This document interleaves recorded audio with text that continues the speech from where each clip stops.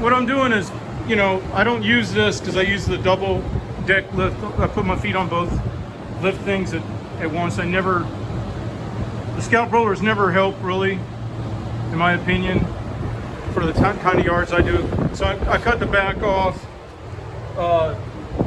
and I'm cutting the front off. Basically, I'm making it look like I did this to the other mower earlier today. The more weight I can take off the front of the mower, the better it operates. It turns better, it has better suspension with the tires. See, so I took them off. Now granted, you wouldn't want to do this on a new mower. I took them off here on the front and over here.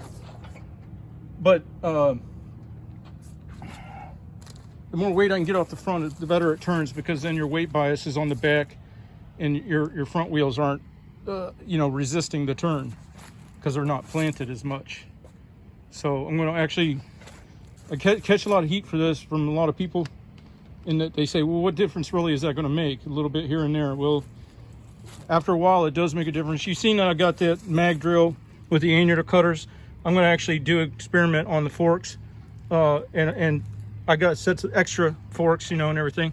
So I'm going to bore out, because that's when you pick up these forks, they're heavy, heavy, heavy. So the thing is, the more mass you take off, the less mass you need. You only need forks like that are extremely heavy, because the rest of the machine is so heavy. The more weight you take off the rest of the machine, then the less weight you need for that. So it kind of, it's an exponential thing.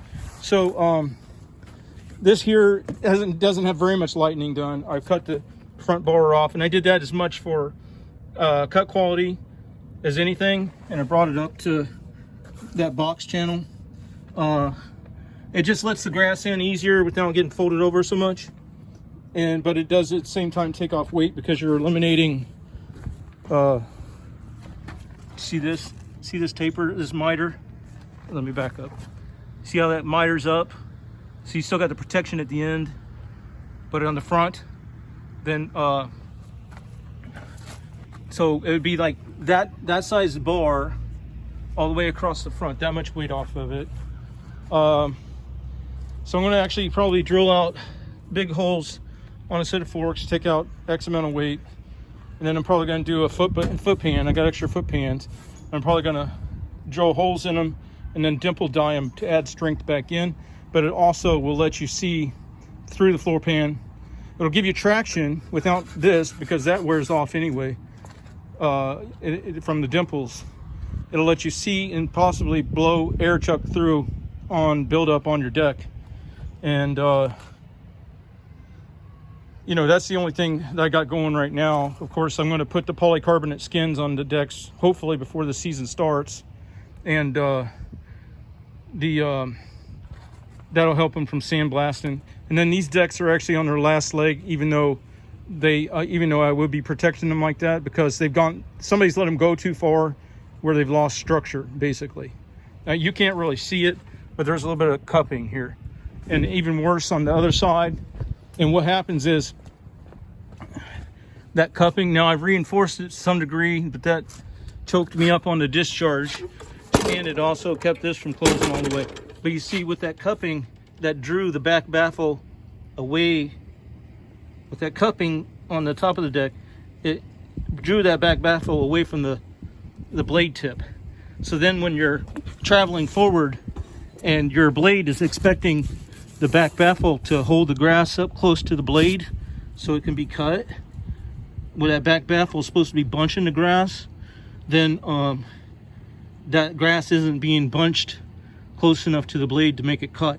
And that's why I'm getting bad cut quality on this deck. So I can mess around with these decks all I want. And the only reason I'm trying to cut weight is because I'm trying to cut back on tow vehicle. I'm trying to improve fuel economy. I think everybody's going to be fighting those issues this year, if you know what I mean. So the more weight I can take off my rigs, the better. Faster get up and go, better fuel economy. And I'm setting up another trailer too, that's going to be even lighter and smaller, that I'll probably use mostly for my 60s. Then I got the truck, the mow truck. I got to build the ramp gate, and I got to re-weld that, and then I think that's all I'm going to have time for before this season starts. Okay, so I got them off of there, and I hit them with the flap wheel to smooth them out. So there's the center, front. Here's the, now that could all be taken off really technically, but you know what, I'm just doing a little bit at a time. And then here's the back. I couldn't do the other side because the sparks and stuff were flying down on all that, and I don't want to move all that. When I have the mower out, I'll just take care of it then. It's easy to get to. So this side I could not finish up. But if you want to know the truth, these mowers are always a little heavier on this side, especially the 70 tooth anyway. So as far as left to right balance, I don't know. But one of these days, the only reason I'm doing all this is, see, technically all of this could come off. You only need to there, okay? And I've got one where this chamber plate came off. So I've lost that structure because when I trimmed it, you know, and then it was already kind of rotten. And it ended up coming off. So anyway, on that deck, I'm probably gonna just go straight across and lose this whole front. And then that straight across piece will be triangulating to all of this, welding directly on the center, and then trying, you know, always lose all that weight and gain the clearance. So if you're ever coming up to something that you're trying to get up tight to in the center, in front of the wheels, then you know what I mean. And I don't even know if I'm going to angle that plate back. I'm probably just going to have it perpendicular. But then what I'm overall working towards is getting the best deck design that I can, okay? Because when I go to composite, if I build my own deck, I want to have everything exactly the way that it mows best. One other thing I'm thinking about changing is adding some stock material, take it in a rolling it to that diameter, and then when the blade swings, that would push that grass forward that much more. It would live under the blade, below the blade, but it couldn't be that close, obviously. But it would have the effect of pushing forward a little bit more, so that actually it would keep that grass that's, as you're moving forward, that's getting bunched back there, it would keep it right out in the swinging pass of the blade. So, and these decks are old, so they get the polycarbonate skin when I get a chance. There's one that's been cut out. That's the polycarbonate that they put on airboats. You see what I'm saying? So that's a different chore for a different day. That's to help save these decks long enough that I can't even buy a replacement of these decks because they're, quote, obsolete. So if I can keep them working for a little while longer until I get exactly the design I want. And then another thing about wanting this face is it actually works better that way. If you notice Wright's design, they step back, but then they come to a blunt surface. And what happens is, if this is triangulated as you move forward, that grass in each of the blades has a tendency to track this way, then finally go under. And therefore, they're not in the best orientation to be cut evenly. So you'll notice a lot of the new decks, they're trying to square off the face of the mower deck to prevent that side swiping action. So that's why they'll have even extra material out here. Of course, there's safety things too. If you've got, you know, if you've got the blade that close to the front, then, I mean, you're not going to prevent every accident. But there's the other reason. They may be bringing the deck material way out here is because of safety, to hold, like if somebody was coming up to it, it would hold their foot out a little further or something, I don't know. But the end effect of that is then your machines become so long that they don't perform like a zero turn would be expected to perform. They lose their agility because they don't have the important factor on zero turns is the weight bias. They lose the benefit of having more of their mass on the rear tires, which lets the front tires not be so planted that they can't easily pivot. And then you start getting turn burn. And then, of course, if you're heading down a hill, since you already got too much weight on the front, and then you go to stop or turn, then that weight transfer to even more on the front. And now this machine does nothing but spin and slide down the hills. All right, I got to go check on a few customers, and I know there's 2 or 3 more yards I got to do today. Turned out pretty nice today. It's not too hot, not too cold. nice and sunny. It was kind of dreary this morning. But yeah, I got a little bit done on lightening my rig on the mowers. I like to every day kind of get a little bit done on 3 or 4 fronts. One front is infrastructure, which that would be like putting up my lift or making changes in the garage, the tool room, things like that. Infrastructure goes towards improving my capacity or capabilities of going out and making money. Then there's homesteading. Homesteading's different. I'm still putting my efforts in at the domicile where I live, but its focus is not needing money, because ultimately you're getting money to buy food. If you can just get food, then you can skip getting to making money part. So I like to do a little bit on that every day too. Then I got another front would be inventions or innovations. I like to get a little bit done there if I can. It doesn't always happen, but the days that I do kind of get a little bit of everything done. And then of course there's the growing the business, adding clients or consolidating route.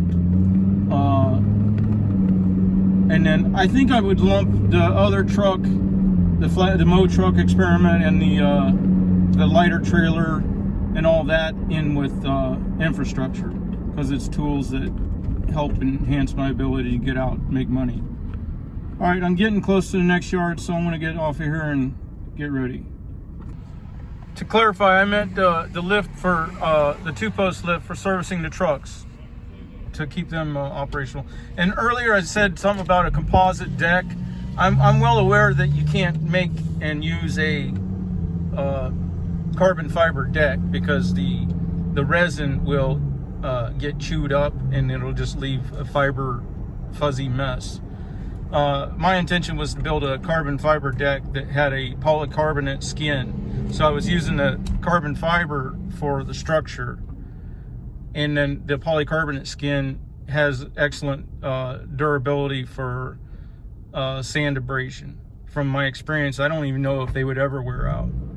I had a skin on one of my decks and it just kind of turned a little ashy color, but it never really seemed like it wore too much. And I used that mower for all the real bad yards that had a lot of sand pickup. All right, I'm gonna get busy here.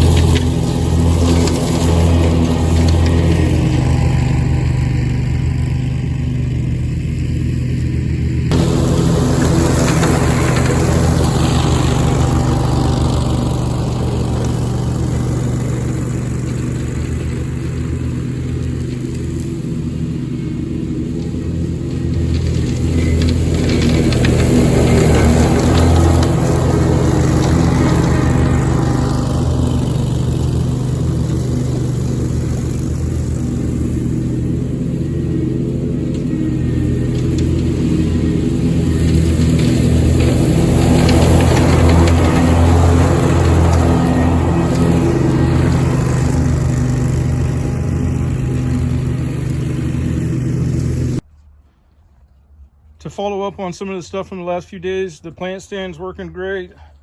My azaleas are coming in too, by the way, down there, which is cool. The